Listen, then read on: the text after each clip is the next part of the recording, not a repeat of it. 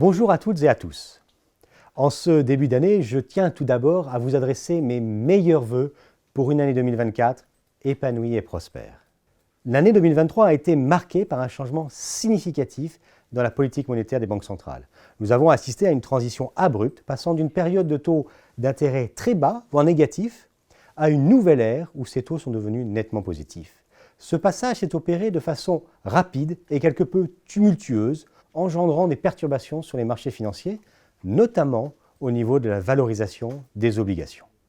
Ce virage dans la politique monétaire a été indispensable pour contrer une inflation qui s'est emballée suite à la sortie de la crise sanitaire et à la crise énergétique de février 2022. Il s'agit là d'un outil majeur utilisé par les banques centrales pour atteindre leur objectif d'inflation fixé à 2%.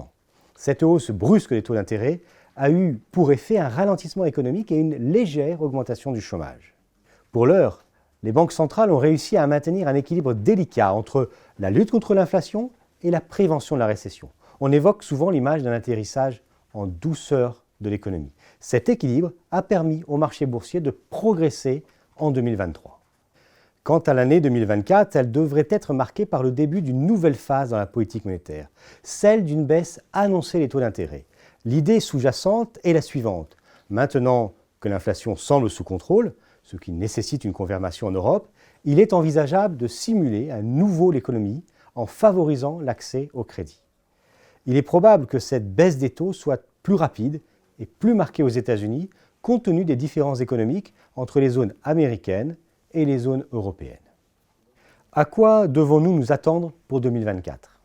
L'année 2024 sera marquée par les élections aux États-Unis, un événement d'importance capitale pour les marchés mondiaux. Les résultats de ces élections présidentielles entraîneront des répercussions significatives sur la politique économique, la régulation financière et les relations commerciales internationales.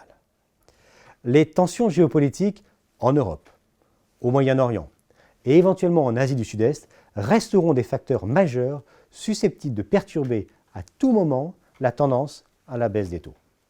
Enfin, concernant l'activité économique en Chine, quelles perspectives s'offrent à nous ? La Chine, en tant que moteur économique majeur à l'échelle mondiale, joue un rôle essentiel dans la stabilité et la croissance économique globale. Les décisions politiques et les réformes économiques mises en œuvre par les autorités chinoises auront un impact significatif sur les marchés internationaux. La stratégie d'investissement de la MIF, amorcée il y a quelques années, se poursuivra. Nous continuerons à investir dans des obligations de qualité pour améliorer le rendement de notre portefeuille, permettant ainsi des rendements intéressants pour nos produits dans les années à venir. Cette approche est rendue possible grâce au niveau élevé de collecte sur le fonds en euros. Nous vous remercions pour votre confiance indéfectible. Je vous souhaite un excellent début d'année et je vous donne rendez-vous dans quelques jours pour découvrir le taux du fonds en euros MIF versé pour l'exercice 2023. Puis, dans quelques semaines, pour notre prochain échange. À bientôt.